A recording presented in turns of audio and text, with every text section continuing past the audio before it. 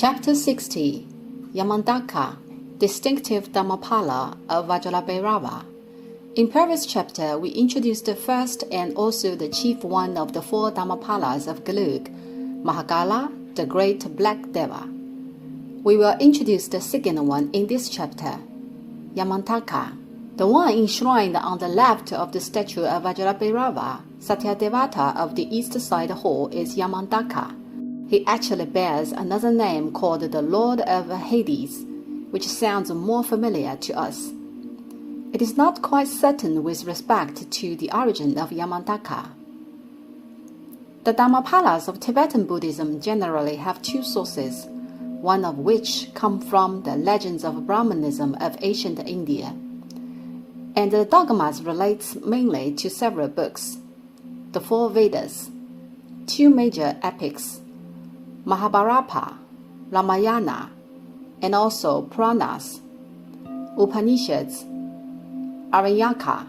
Dhammapalas derived from these sources play magnificently important roles in Tibetan Buddhism. Examples would be like the Great Black Deva and the Propitious Mother. The other source is the local Dhammapalas, for instance Bahao Gayapo, Damchen, Dojalakpa, and Bauham, Bauhalamo, which are relatively inferior. The origin of the Dhammapala, Yamantaka, is however not quite definite. The only thing we know is that he was a pivotal Dhammapala of Nyingma sect of Tibetan Buddhism, and he later became a key Dhammapala of Gelug. In other words, Yamantaka is considered to be one of the important Dhammapalas of two different sects simultaneously. There are two reasons behind. Firstly, it is due to his deity attribute. According to Tibetan Buddhism, Yamantaka is a manifestation of Manjushri, who is the chief Buddha and is most worshipped by Gelug, a manifestation of the very moment Manjushri was subjugating the Yama of the Hades. Namely, this very manifestation subjugated the Yama. Well, in other words, he is the very one who subjugated the Yama. And Taka means destroyer, hence the name Yamantaka, right? People always think the appearance of Yamantaka is wrathful and malevolent and cheat him, the Yama. As a matter of fact, he is the conqueror of the Yama. The Yama, who had been in charge of the Hades, was conquered by Yamantaka, right? Upon this change, who would take charge of the Hades then? Certainly the new owner of the Hades, Yamantaka, would. That's why this manifestation of Manjushri is called the Lord of Hades upon the conquering. Being the Dhammapala of both red and yellow sect, there is another reason, which is the integration of these two sects of Tibetan Buddhism. Red sect equals Nyingma sect, yellow sect, Gelug sect. We've introduced these two sects separately in the course, History of Tibetan Buddhism, but not mentioned their merging. The yellow sect belongs to the New Tundra and was handed down from Master Atisha. The red sect belongs to the Old Tundra and was inherited from Master Padmasambhava. From the perspective of Han Chinese, the yellow sect is in favor of Dao, law, while the red sect, Shu, skill. What does it mean? It means that Gelug emphasizes the Buddhist philosophy and the doctrines, whereas Nyingma, Buddhist theory and practice. The founder of Gelug is Master Tsongkhapa, who took off the red hat of Nyingma and put on the yellow hat at that time. This comportment actually was to declare to get rid of the chaotic situation of the favor of Shu of Nyingma and steer the Tibetan Buddhism to doctrines and disciplines. That's the background of why and how the yellow sect was born. But when it dated the 17th century, namely early Qing dynasty, the situation changed. The religious leader of Tibetan Buddhism at that time was the 5th Dalai Lama, who was the leader of Gelug. He was in great favor of the Red sect. It can be stated that the revitalization of the Red sect was accomplished with the support of the 5th Dalai Lama. He firstly fostered the expansion of a main monastery of Nyingma tradition, Minchuling Monastery, and then built a series of Nyingma monasteries and Namgyaling's monasteries in Tibetan. Furthermore, he preached the doctrines of Nyingma sect in particular. There are two reasons behind. One is due to faith. Faith is the fundamental factor for the leader of Gelug to support the revitalization of the Red sect. The other reason is related to the political and social environment of that time frame. During early Qing and end of Ming Dynasty, the political situation of central government was shifting rapidly. So were the Mongolian tribes, who supported different cliques. Different Mongolian groups supported different religious sects of Tibet. The central government supported different sects as well. All these intricate factors led to the chaos and instability of the political situation of Tibet. It is true in Tibet that regarding religious preaching, Tao, law, is suitable to be adopted in flourishing ages, and the Shu, skill, is suitable in turbulent ages. However, this rule is the opposite in Han Chinese Buddhism. Han Chinese adopted Tao, law, in turbulent ages, like the Chan sect, and the Shu is adopted in flourishing ages.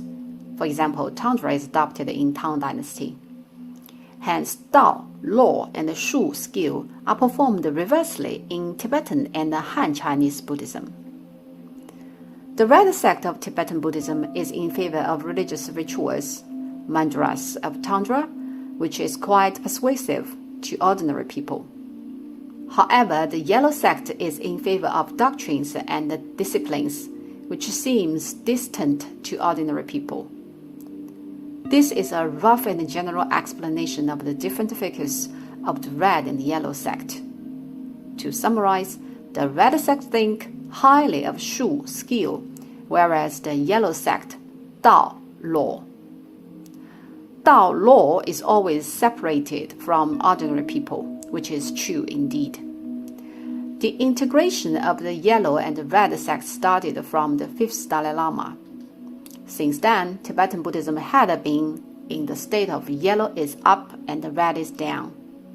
Namely, the Yellow sect was adored by the intellectuals, whereas the Red sect was prevailed in folk.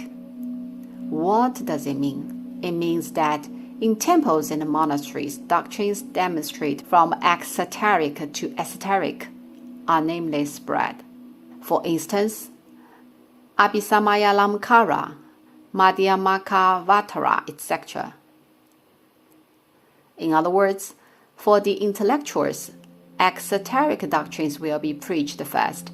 However, in folk, among ordinary people, the Red sect is widely spread. Various practice methods and skills of the Red sect are more persuasive. For example, the 5 developments,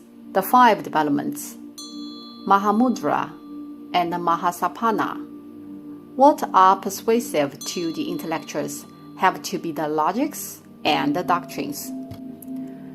This is the interpretation of yellow is up and the red is down. In between, if disciples need to be ferried, which means that you initially study the esoteric doctrines and later you are guided to enter the red sect, what would be done then? Generally, 2 works of Master Tsongkhapa would be adopted as the stepping stone.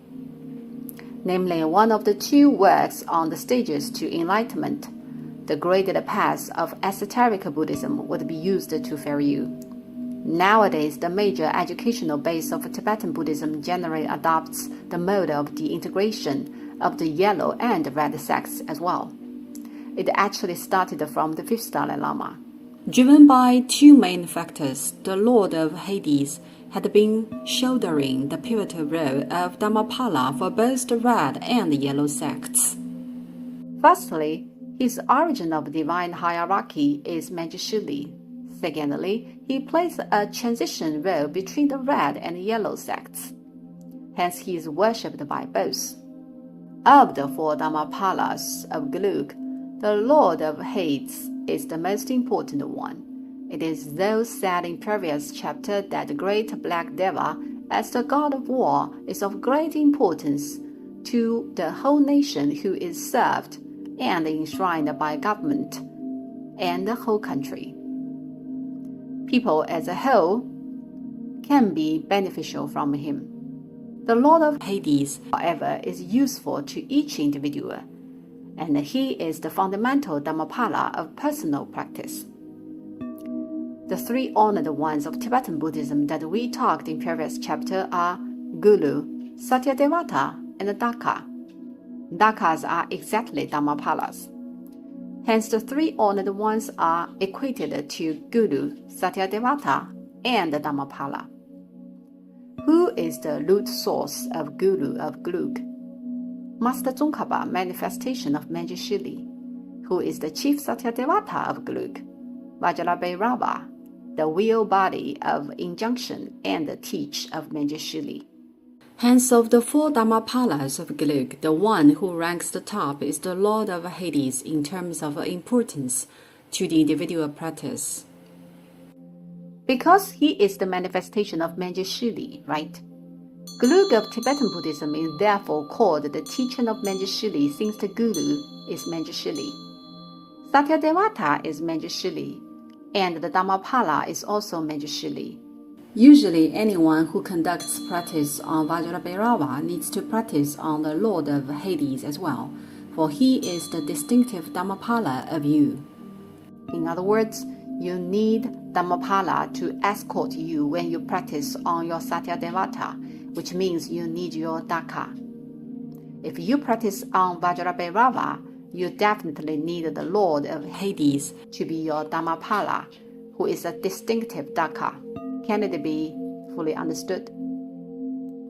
In terms of stationery, the Lord of Hades has three various forms which are corresponding to three practice methods.